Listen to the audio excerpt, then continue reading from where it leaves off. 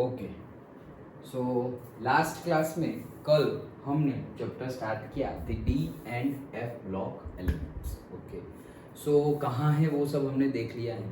Left side में s block है, right hand side में बी ब्लॉक है और बीच में डी ब्लॉक है। और डी ब्लॉक में कितनी सीरीज है? सपोज हमारा जो फोर्थ है, okay, first second third and fourth period से स्टार्ट होती है, 4 5 6 7। और ये जो 6 7 है वहीं से हमारी क्या निकलती है? F block. ओके, तो D and f block 4 5 6 7 period में है और 6 7 में हमारा एफ निकलता है, वो हमने कल देखा था। So that we have seen yesterday and हमने अलग अलग ट्रिक और स्टोरी बना के याद भी रख लिया था कि सारे एलिमेंट्स के नाम क्या है। सो जो हमारी फर्स्ट डी ऑर्बिट की सीरीज है फर्स्ट, ओके, तो उसका क्या था? S C T I V C R मने फे को नी C U Z N. Okay, फिर दूसरा था यार ये जरनाब मोबाइल तेरू रो पड़ू सिल्वर कार्ड। ओके, देन लिख देते हैं ना तो थोड़ा पक्का हो जाए। ओके, सो क्या था? S C T I V C R मने फे वो नी C U Z N. Okay, then ये जर नाम मोबाइल तेरू रो ते रू रोह पड़ियो silver card. Okay, silver silver silver G C D. Okay, फिर नेक्स्ट ले हाफ ताव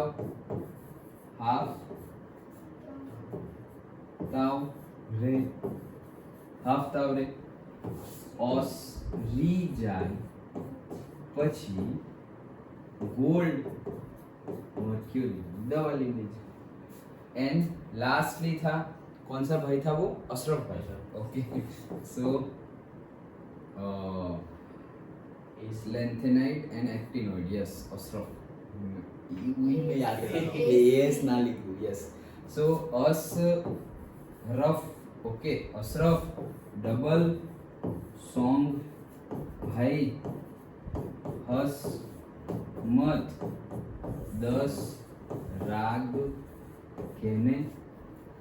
ओके, तो ये पूरी हमारी this is our third period, sorry, this is our fourth period, this is fifth period, this is sixth period and this is seventh period. ये हमने देखा था लास्टली, राइट? हमने सब याद भी कर लिया।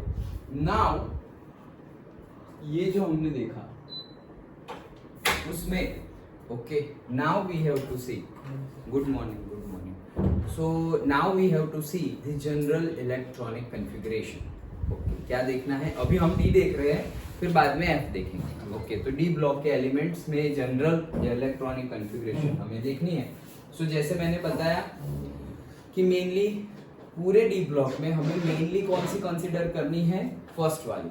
Okay, first D block series. वैसे तो सभी के लिए सेम ही चीज होगी, लेकिन 6 और 7 के लिए थोड़े बहुत चेंजेस होंगे। क्यों? क्योंकि वहां पर एफ भी है, इसलिए।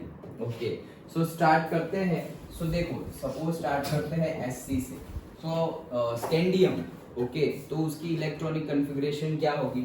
सो ये हो जाएगा 1s2 2s2, वो सब तो पता ही है।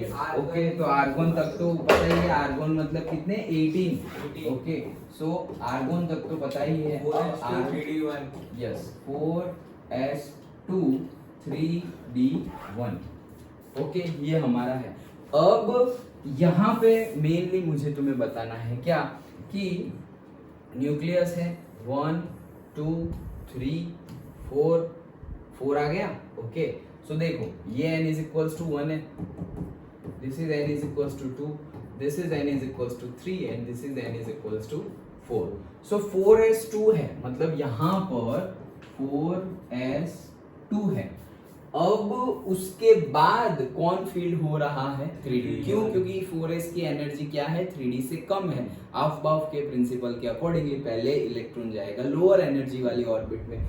सो 4s में चला गया और 4s में 2 इलेक्ट्रॉन गए। अब कहाँ जाएंगे 3D1, फिर कहाँ जाएगा 3D2।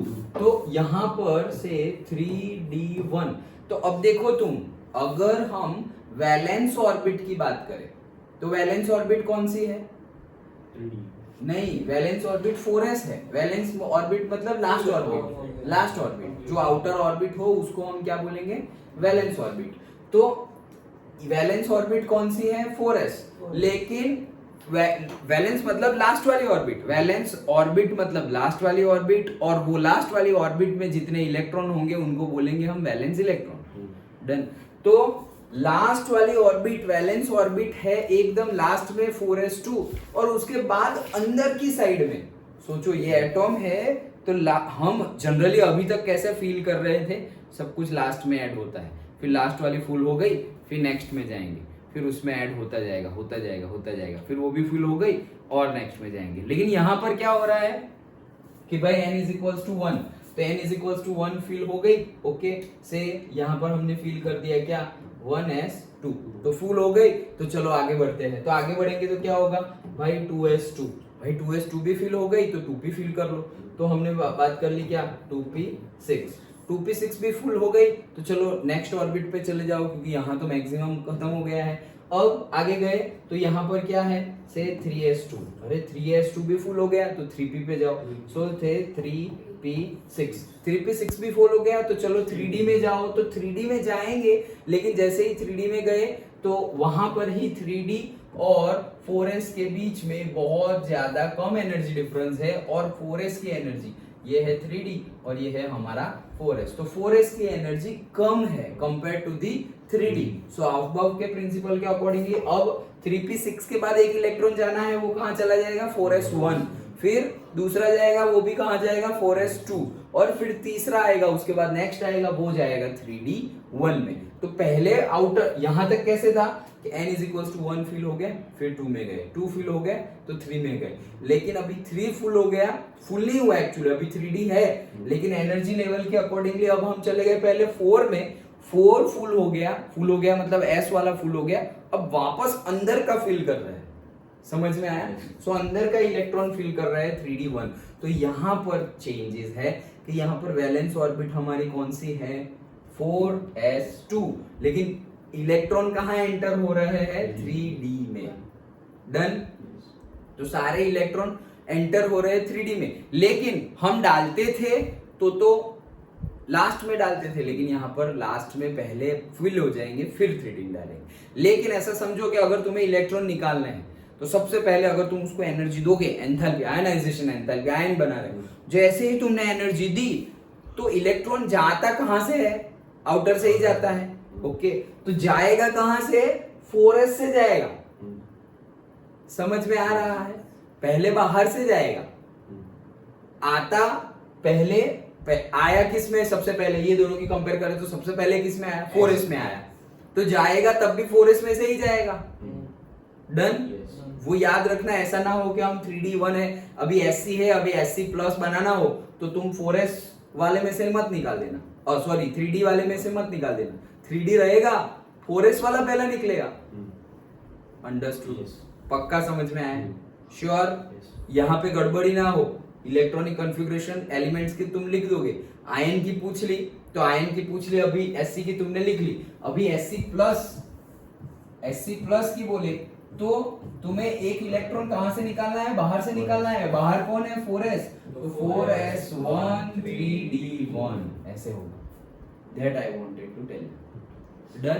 तो यहाँ पे गलती ना हो। ओके चलो अभी आगे बढ़ते। आएगा तो -1 हुआ तो 3D में आएगा तो फिर अभी 3D में जाएगा। यस 3D में जाएगा क्योंकि 4s तो फुल है। डन। यस हाँ चलो। सो ये हो गया हमारा स्कैंडियम। अभी स्कैंडियम के बाद कौन है, स्कैंडियम के बाद से SCTI titanium. Okay so again argon, then 4s2 3D2, फिर SCTIV, okay, so vanadium V, argon 4s2 3d3, then chromium, okay. So देखो हमने लास्ट ईयर भी देखा था कि दो जो है उसकी इलेक्ट्रॉनिक कॉन्फ़िगरेशन एक्सेप्शन है, ओके, तो वो आ गया पहला, ओके। क्रोमियम, तो देखो वैसे हम कैसे कर रहे हैं, 4s2 3d4, ये हमारे जनरल वे में जैसे हम जाए वैसे, लेकिन हम आउफ पॉली एंड हुंड, तो पॉली एंड हुंड के अकॉर्डिंगली भी अगर हम देखें तो क्या है अगेन यहाँ पर हुंड के अकॉर्डिंगली भी क्या कि क्या बोल रहे थे वो लॉ में, कि वो ये बोल रहे थे कि जनरली जो इलेक्ट्रॉन है वो नॉन पेयर रहने का टेंडेंसी रखेंगे, नॉन पेयर, ओके, और हाफ फील्ड और फुल फील्ड रहने का टेंडेंसी रखेंगे। पहला तो नॉन पेयर और दूसरा हाफ। नॉन पेयर मतलब क्या कि भाई तुम 3D1 डाल रहे हो तो 3D में तो कितनी, D में तो कितनी है टोटल, 5D है, ओके, तो 1 2 3 4 5, तो तुम 1 यहाँ डाल दिए तो 2 यहाँ नहीं डाल सकते, ओके, वहां पे नॉन पेयर रखना पड़ेगा। एक तो ये था, और दूसरा ये था कि हाफ फील्ड और फुल फील्ड जो होती है ऑर्बिटल्स वो स्टेबल होती है। सो हमारा तो कोई भी एलिमेंट हो स्टेबल होने की ट्राई करेगा, भाई एलिमेंट हो या हम हो, स्टेबल तो होना है हमें, ओके, सो वो स्टेबल होने की ट्राई करेगा। तो यहाँ पर 3D4 है, यस, सो 1 2 3 4 ऐसे 3D4 है, यहां से एक वो ले लेगा और यहाँ हो जाएगा 5 और वो स्टेबल हो जाएगा। तो ऐसे होना तो चाहिए, लेकिन एक्सेप्शन केस में क्या हो जा रहा है, एक्सेप्शन केस में ये 2 ना रहकर यहाँ पे क्या हो जा रहा है 1, और ये 4 ना रहकर यहाँ पे कितना हो जा रहा है 5, ओके। ऐसे तो अपने काफी सारे हाँ, यस, लेकिन पर्टिकुलरली डी ब्लॉक में यही एक्सेप्शन, डी ब्लॉक में और ये सीरीज में, वैसे काफी सारे हैं, ओके, लेकिन डी ब्लॉक में फर्स्ट सीरीज में 2 आते हैं, ओके, वैसे है कई सारे हैं, डन, ओके, लेकिन हमें जो पूछा है उसमें से तुम्हें पता होना चाहिए, जानबूझ के वहीं से पूछेंगे। जैसे कि अगर डी ब्लॉक फर्स्ट सीरीज दे दी तो उसमें से तुम्हें क्रोमियम और कॉपर का पूछने के चांसेस ज्यादा है, इलेक्ट्रॉनिक कॉन्फ़िगरेशन जो 1 मार्क में पूछेंगे वो, बाकी ये सब पूछ लिया तो आता ही है तुम्हें, ओके, लेकिन जहां पे गलती होने के चांसेस है वो ज्यादा पूछेंगे, मतलब चांसेस वहां पर भी है, जहां गलती होने के चांसेस ज्यादा है वो क्वेश्चन के आने के चांसेस भी ज्यादा ही है। SCTIV CR, फिर आता है मनेफेकोनी, ओके, सो मैंगनीज, ओके, तो अब क्या आएगा आर्गन, अब तो आ जाएगा 4s2,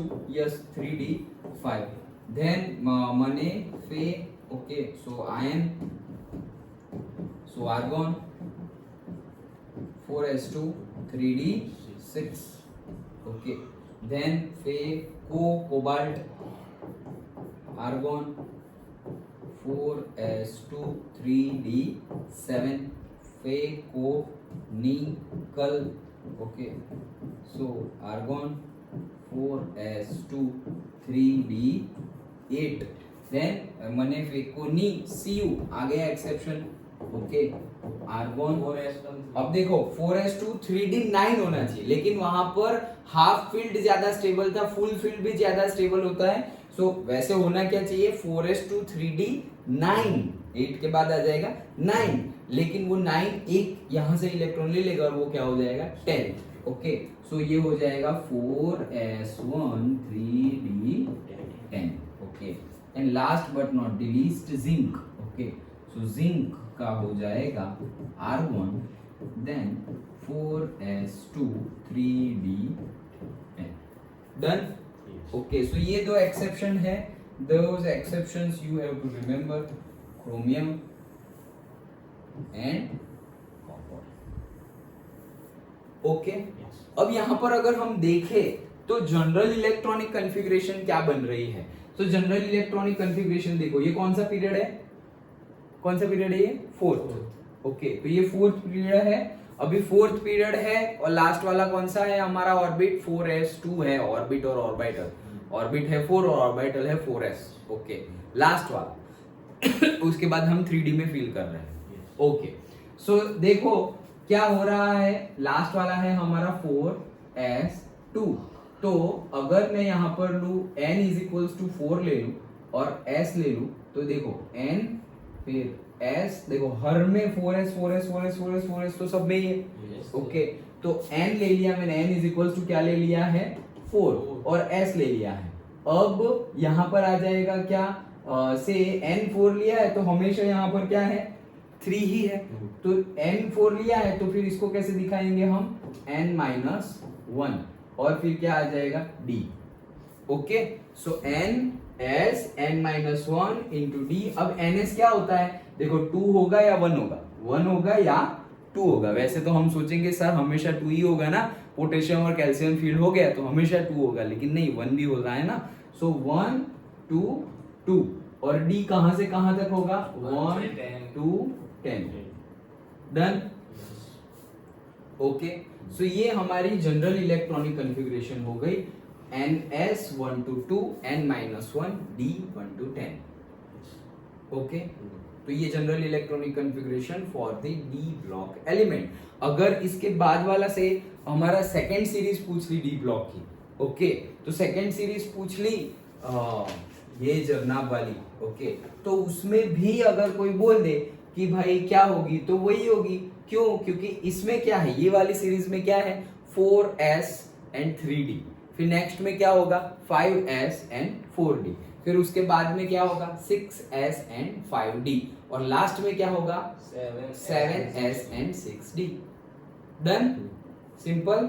ओके, तो ये हमारी जनरल इलेक्ट्रॉनिक कॉन्फ़िगरेशन हो गई, दैट्स इट। तो हमने अभी तक सारे के सारे, ओके, देखो ये जनरल इलेक्ट्रॉनिक कॉन्फ़िगरेशन हो गई और हमने सारे के सारे नाम भी याद रख लिए। नाम याद रख लिए मतलब एटलीस्ट अल्फाबेट याद रख लिए है। ओके, ये नाम तो हम 11th की बुक में या पीरियोडिक टेबल में देखोगे तो अलग अलग नेमिंग्स है, लेकिन जो यूज टू ज्यादा होंगे वो तुम्हें ऐसे ही याद रह जाएंगे। ओके, जैसे हमें पता है cadmium, silver, platinum, palladium, okay, और बाकी सब याद ना हो तो भी कोई बात नहीं है, जो यूज टू होंगे ओके वो याद रह जाएंगे। तुम्हें तो अल्फाबेट पता होना चाहिए, और अगेन जो लास्ट कल बताया था एटॉमिक नंबर पता होना चाहिए। तो ये कहां से कहां तक का था, ये 21 से लेकर के 30 तक का है। 21 एंड 18 कितने 39, सो 39 से लेकर के कहां तक का है 48 तक का है, right. Okay, and 39 and again 18 तो 57। अभी 57 यहाँ पर है तो 58 कहाँ चला जाएगा F ब्लॉक, ओके, और ये दूसरा F ब्लॉक। तो 58 से लेकर के 14 तो 72, मतलब उसको गिन के 71 तक वहां पर है, और फिर यहाँ पे आ जाएगा कौन 72। 72 3 4 5 6 7 8 9 10, मतलब 80 हमने याद रखा था। मर्क्यूरी कहाँ जा रहा है 80 पर जा रहा है, तो मर्क्यूरी 80, देन यहाँ पर क्या हो जाएगा, दो फील्ड हो गए यहाँ पे 80 के बाद 81 82, और फिर यहाँ क्या आ जाएगा, सॉरी यस यस हाँ वो S block sorry P block गिनना है 6, सो 80 86 और दो चले गए 88, तो यहाँ पे क्या आ जाएंगे 89 यहाँ आ गए, यहाँ पे क्या आ जाएगा हमारा 90 से अगेन 14, मतलब कितने 103, तो 103 यहाँ पे एफ ब्लॉक में चले गए, और ये आ गया 104, और ये आ गया 118, मतलब 118 लास्ट में आएगा, उसमें से 6 निकाल दो तो 112। डन। ओके, तो atomic configuration, electronic number, alphabet सब कुछ हमने डिस्कस कर लिया। ओके, सिंपल है, याद रह गया।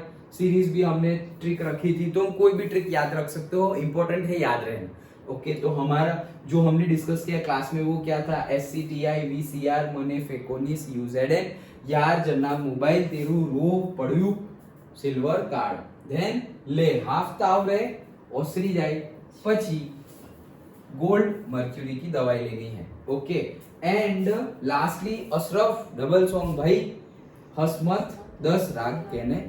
ओके, तो ये पूरा याद रखा था। फिर अभी हमने इलेक्ट्रॉनिक मतलब एटॉमिक नंबर भी देख लिया, एंड इलेक्ट्रॉनिक कॉन्फ़िगरेशन कैसे लिखते हैं वो भी हमने देख लिया। डन, पक्का समझ में आ गया, श्योर। ओके, चलो तो अभी बुक का कंटेंट भी हम डिस्कस करते हैं। हाँ, सो बुक के कंटेंट में देखो क्या बोल रहे हैं, ये पहला सेंटेंस जो बोला हुआ है, iron, copper, silver, gold are among the transition elements that have played important roles in the development of human civilisation.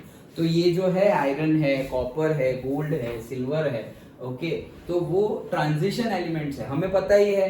S block metals है, पी ब्लॉक नॉन मेटल्स है, मतलब दोनों है, मेटलॉइड्स भी है, मेटल्स भी है, मेटलॉइड्स भी है और नॉन मेटल भी है। लेकिन ज्यादातर अगर देखें तो मेटालिक कैरेक्टरिस्टिक्स क्या हो रही है, डिक्रीज हो रही है if you go in a periodic table from left to right. तो ये डिक्रीज हो रही है मेटालिक कैरेक्टरिस्टिक्स, तो बीच में जो है वो कन्वर्ट हो रहे हैं ना, तो वो क्या हो रहा है, ट्रांजिट हो रहे हैं। सो उनको हम क्या बोलते थे, ट्रांजिशन एलिमेंट। तो ट्रांजिशन एलिमेंट में ही आते हैं डी, ये सारे आयरन है, कॉपर है, वो दोनों तो देखो अभी फर्स्ट डी सीरीज की डी ब्लॉक की फर्स्ट सीरीज में ही ये दोनों आ गए, ओके। और सिल्वर और गोल्ड भी हमने देखा था, 1 by 1 एक में आ रहा है पहले सिल्वर और फिर आ रहा है gold, okay.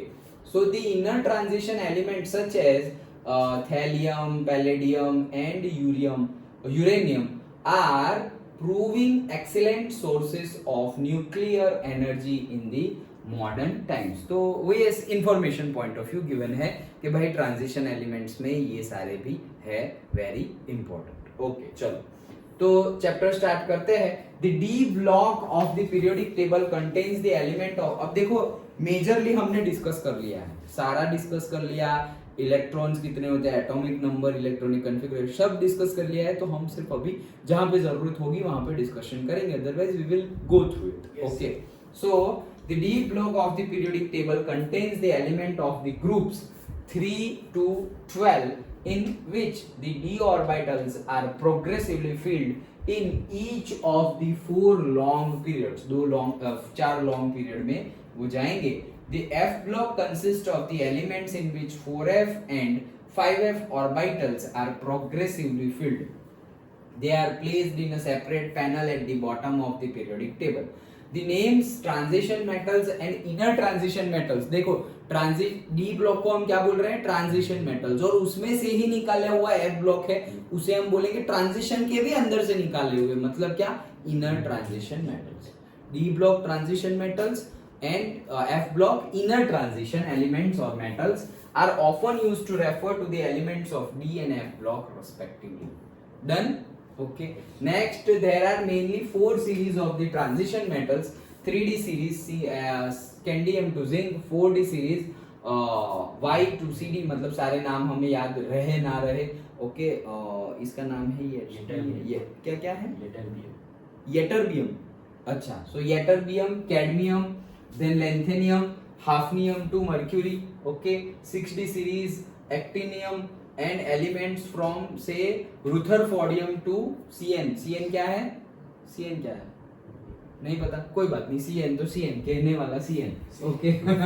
So that is okay. तो ये सारे हैं the 2 series of the inner transition. देखो इसमें से भी 1 मार्क का क्वेश्चन आ सकता है कि भाई डी ब्लॉक की फर्स्ट जो सीरीज है उसका फर्स्ट एलिमेंट कौन सा है, उसका लास्ट एलिमेंट कौन सा है। डी ब्लॉक की सेकंड सीरीज है, उसका फर्स्ट एलिमेंट, उसका लास्ट एलिमेंट। डी ब्लॉक की थर्ड सीरीज है, उसका फर्स्ट एलिमेंट, उसका लास्ट एलिमेंट। डी ब्लॉक की फोर्थ सीरीज है, उसका first element, last element. F block की फर्स्ट सीरीज जो है उसका first and last element, and f block की सेकंड सीरीज जो है उसका first and last element. 1 mark के क्वेश्चन में ऐसा आता है, okay.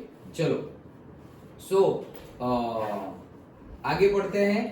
The 2 series inner transition metals 4f and 5f are known as lanthanoids and actinoids respectively।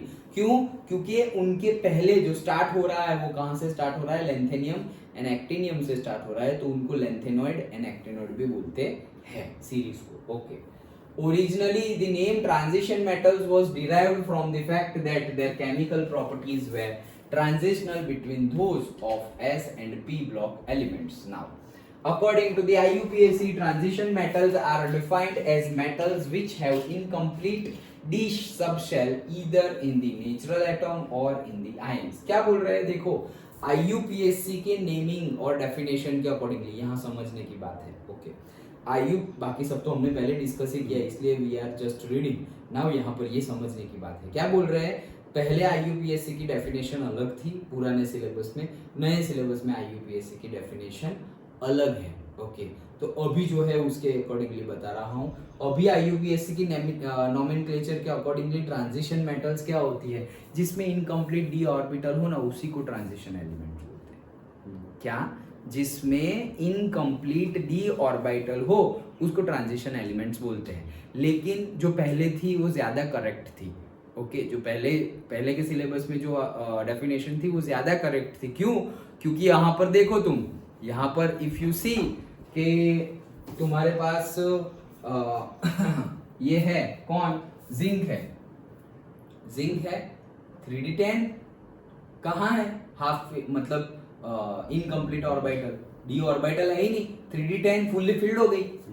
Okay, copper 3d10, cadmium mercury 3d10 समझ में आ रहा है। सो इनकम्प्लीट डी ऑर्बिटल है नहीं, फिर भी हम तो उनको क्या बोलते हैं, डी ऑर्बिटल, और एट द सेम टाइम क्या बोलते हैं, ट्रांजिशन एलिमेंट। जिंक को भी ट्रांजिशन बोलते हैं, कैडमियम मर्क्यूरी सबको ट्रांजिशन बोलते हैं, लेकिन डेफिनेशन में क्या है, incomplete D orbital, incomplete D, और ये सब में इनकम्प्लीट डी ऑर्बिटल है, लेकिन वो लास्ट वाले में कंप्लीट है। Okay, so according to definition तो वो नहीं होने चाहिए, तो इसलिए मैं बोल रहा हूँ कि जो पहले के सिलेबस में डेफिनेशन थी दैट इज मोर अप्रोप्रिएट। वहां पे क्या बोला है कि भाई इनकम्प्लीट है, लेकिन उनको रखना है। क्यों रखना है? क्योंकि उसके जब कंपाउंड्स बनते हैं, जैसे कि जिंक है तो जिंक +2 बनता है। क्या बनता है? जिंक +2। तो जिंक +2 बनेगा, वो भी +2 कहां से बनेगा,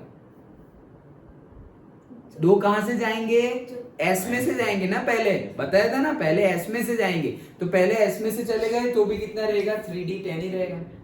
डन। और Zn+3 तो होता नहीं Zn+3 तो होता नहीं, Zn+2 होता है।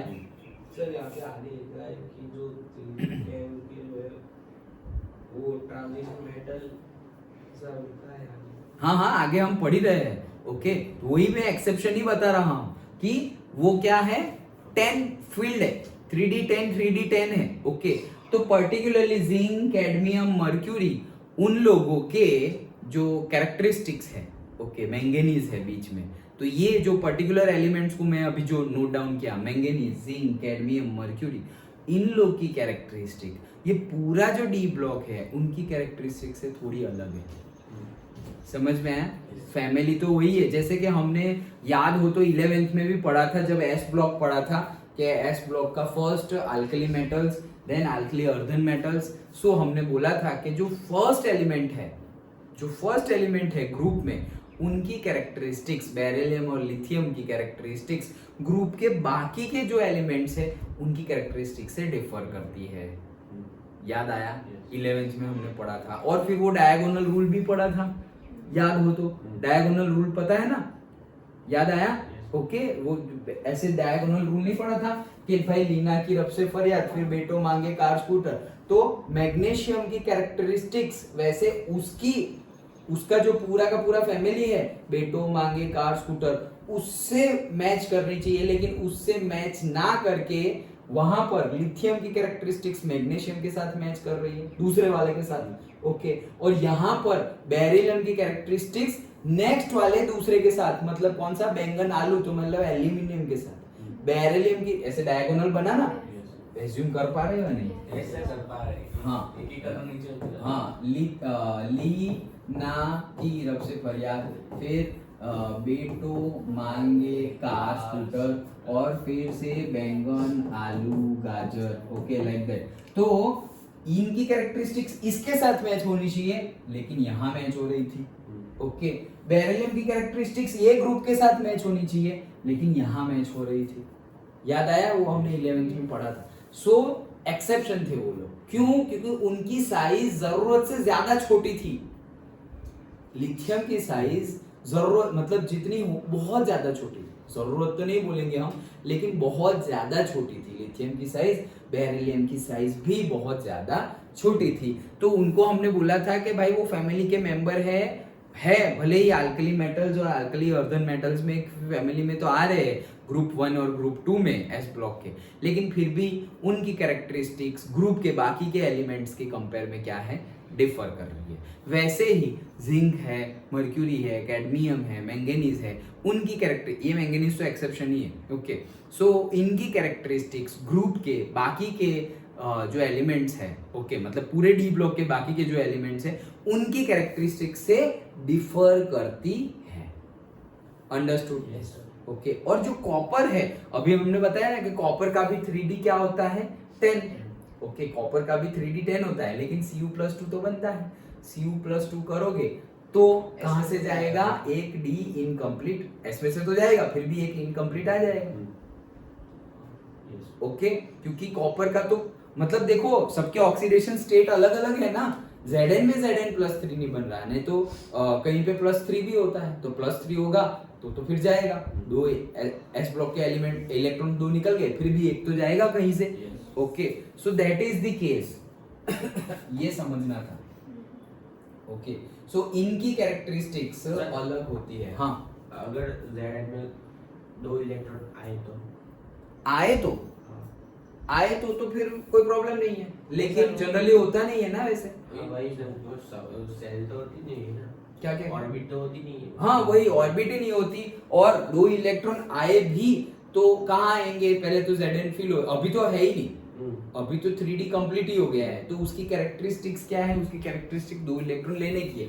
जस्ट लाइक हम अल्कली मेटल्स का देखते थे, ओके, तो सोडियम, तो सोडियम का अगर हम देखें तो भाई सोडियम देगा ही, लेगा ही नहीं, क्यों, क्योंकि कहाँ डालेंगे, मतलब उसके पास तो है 3s1 ही था सिर्फ, तो डालेंगे, एक इलेक्ट्रॉन लेगा तो 3s2 आ जाएगा, फिर 3p भी पूरी खाली है तो वो भी जाएगी, उसके अंदर इलेक्ट्रॉन है, लेकिन वो बहुत ज्यादा एनर्जी कंज्यूमिंग है, बहुत ज्यादा क्या है, एनर्जी कंज्यूमिंग। मतलब अगर Zn में भी तुम ऐसा करने की ट्राई करोगे तो 3D के बाद कहां जाएगा, वो 4p में जाएगा, क्योंकि उसकी भी 4s तो कंप्लीट ही है, 5s कहां आ गया, अभी तो 4p बाकी है ना।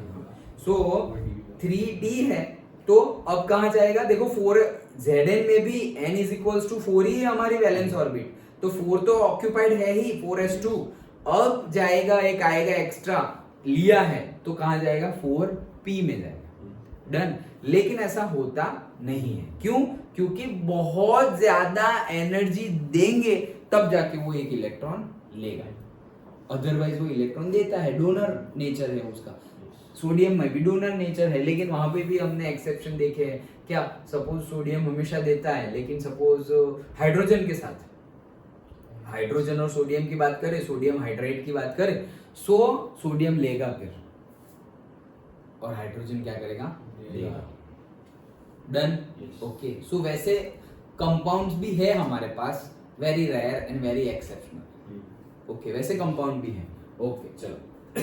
सो ओरिजिनली द नेम ट्रांजिशन, ये सब हमने देख लिया, IUPAC naming, zinc, cadmium and mercury of group 12 have full D10 configuration in their ground state as well as in their common oxidation and ground state में तो 10 है ही, अभी हमने देख लिया। अभी कॉमन ऑक्सीडेशन मतलब जितने कॉमन इलेक्ट्रॉन वो गेन या लूज करे वो ऑक्सीडेशन स्टेट हो जाएगी, जैसे कि जिंक है तो क्या होगा, Zn+2, वो कहां से गए, 4s में से गए, डन।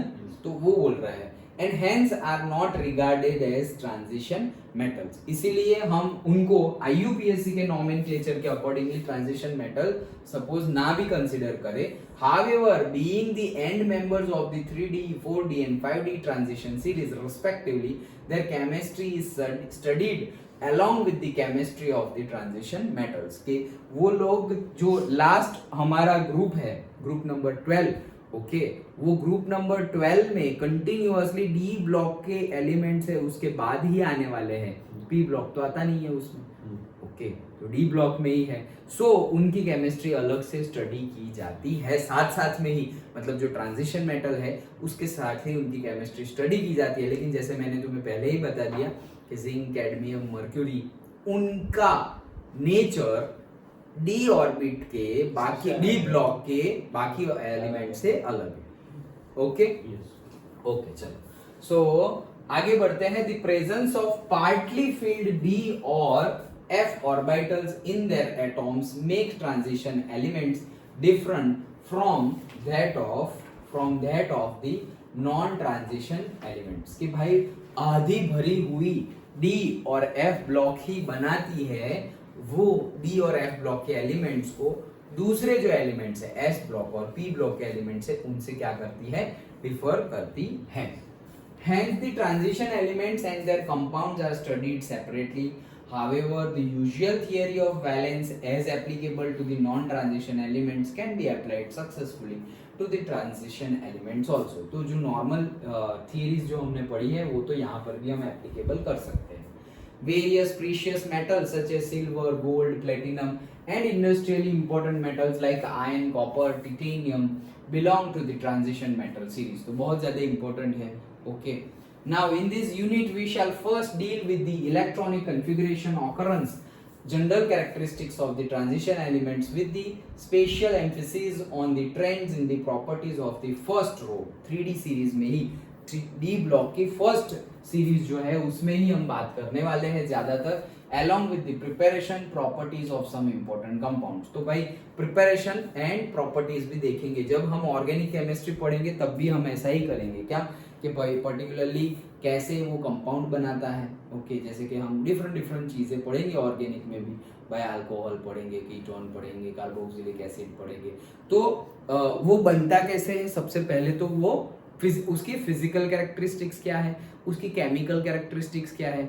फिजिकल कैरेक्टरिस्टिक्स मतलब जैसे बॉइलिंग पॉइंट, मेल्टिंग पॉइंट, और से कितना टेम्परेचर रहेगा, कितना प्रेशर रहेगा, ओके, एंथैल्पी कितनी है, सब कुछ। ओके, तो वो सब हमारा फिजिकल हो गया कैरेक्टरिस्टिक्स।